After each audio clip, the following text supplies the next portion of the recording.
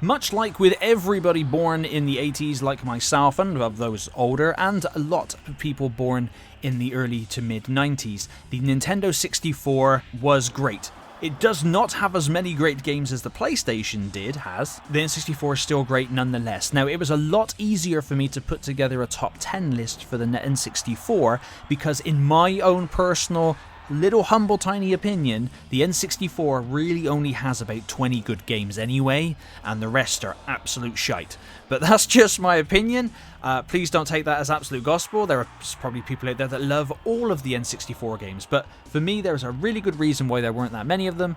But like I said, about 20 good games, definitely 10 incredible games.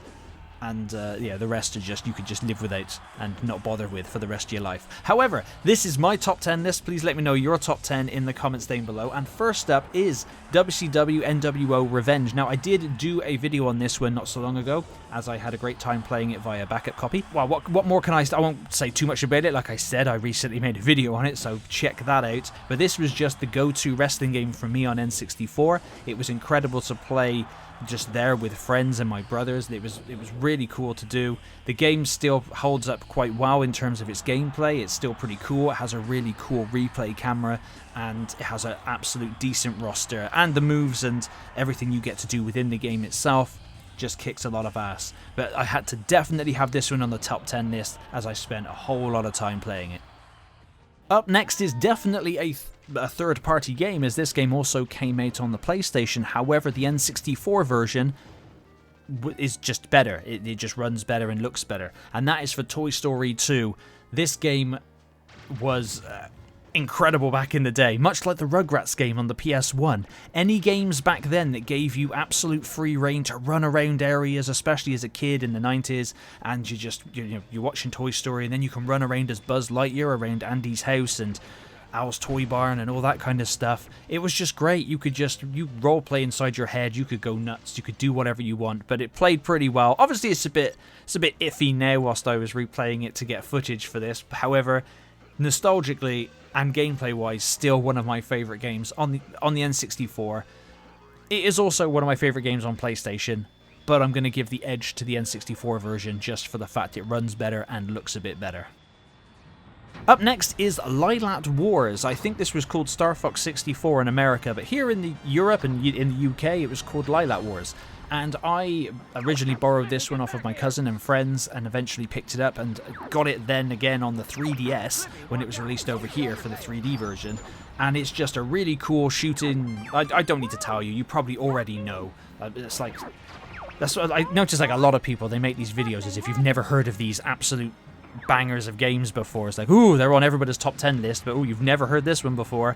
But I'll just say, Lylat Wars I had a ton of fun with. It's a really good game. It has multiple branching paths in it depending on what you do. You can attack the land crafts, you can pull off, do a barrel roll, you can do all the cool stuff in the air, and it plays really well, handles really well, and it looked really good back in the day, and I had an absolute blast with it.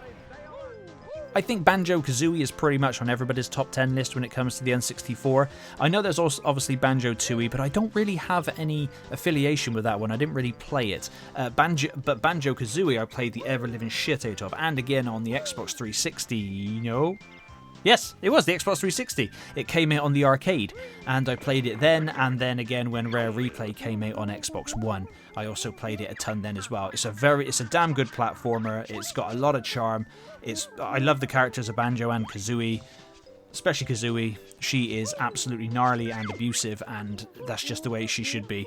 But this is one of Rare's best games. Rare has made an absolute ton of amazing games, especially on the N64. There are more Rare games on this list, so I may as well move on to that next one. Conker's Bad Fur Day. Now, of course, another game made by Rare. This one is obviously more adult, which is a ton of fun. You start off as Conker, and he's drunk, and then you have to he has to remember some abilities and whatnot and stuff, but eventually you can go and sort of fight in like World War II style Saving Private Ryan mock-ups. You have to fight a giant turd.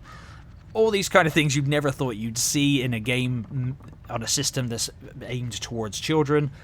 But Conker's Bad Fur Day, I actually did not know it was on the N64 until my adult life when I got into retro collecting, because I first picked it up on the original Xbox in the Live and Reloaded version, and I used to play it online with people, and it was a lot of fun, and that's where I first played through it and completed it. But on the N64 is definitely one of my top 10 because it's really funny and it's just a really fun platformer to play.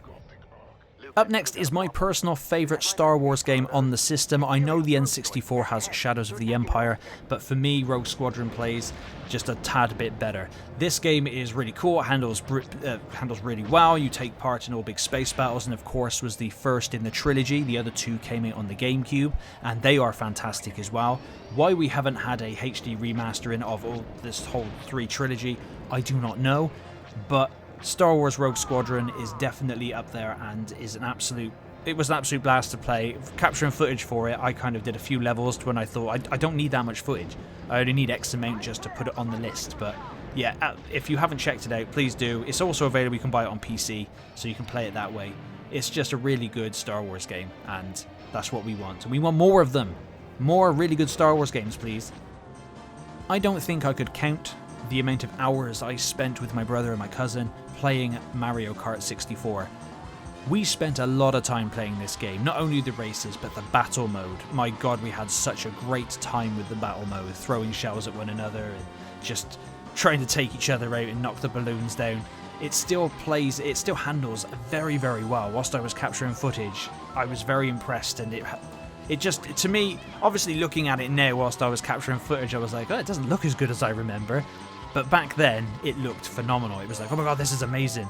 The graphics are never going to be better than this. But Mario Kart 64 is definitely my favourite racing game on the system, and it's just fantastic. It was the second Super Mario Kart game, but it's so damn good. Coming in at a spicy third place is Super Mario 64. Now, I know a lot of people have this as their number 1 game. You probably guessed, obviously, the top 3 games, and this is the third of the top 3 games. But Super Mario 64, what can I say that has not been said? It was an absolute game changer for open world platforming. It's probably still one of the best open world platformers out there to date. It's one of the best Mario games out there to date. Nintendo just did everything right with this game, also bundling it in with the console itself, which was very impressive, especially for Nintendo, as they are money-grabbing bastards most of the time. But this game is just absolutely solid. It's great. It's got loads of stars for you to find, loads of secrets. It's got great gameplay. Camera can be a bit of a dick, but there's nothing wrong with that, I suppose. I grew up with it, so I'm used to it, but I do acknowledge that the camera is a dick. But Super Mario 64, definitely in the top 3. GoldenEye, coming in at number 2. So I think you can guess what's going to be number 1, but just we don't jump that gun quite yet. Now, GoldenEye 007 for the N64, of course, is legendary for the split screen carnage that used to play out between a lot of everyone's relatives and friends all over the world, especially down my way. We were still playing this split screen in the early 2000s. Had a ton of fun with it, still have a ton of fun. When I got my N64, it came with it was the GoldenEye bundle, so I had GoldenEye with my N64, and I absolutely love the game. I replayed through it last year on the Xbox via Game Pass, because it absolutely sucks that they're the only one. I know Rare made the game and blah blah blah, but it sucks that I can't even get that on the Switch. I have to sign up to their Switch Online crap to be able to play it, the N64 version, but I want the new remastered version that's on Xbox. Such a shame. Why the Xbox couldn't bring that to Steam? Like, just port that, make that, like, the Xbox are putting all their other games onto the consoles. Put that one on there, man. I want GoldenEye, especially with online multiplayer. That would be insane. But anyway, yeah, good. I won't waffle too anymore on GoldenEye, but I'm sure you know as well as I know that this game is just legendary and a ton of fun. And of course, The Legend of Zelda Ocarina of Time is number 1. This game was absolutely mind-blowing for adventure games and open world games itself. Nintendo absolutely knocked it out of the park with Ocarina of Time, and it's a game that I am so happy that I was young enough, yet old enough at the same time to understand what was going on, to be able to play this when it came out. And I'm hoping for some form of remake, remaster down the line. I don't think Nintendo will do it, but I want them to do it. Ocarina of Time is a phenomenal game, and it's one of the best Zelda games out there, and I just cannot put into words enough how much of an impact this game had on me as I was growing up. It's just always stuck with me and is just a part of my gaming DNA, much like everybody else my age or a little older or a little younger.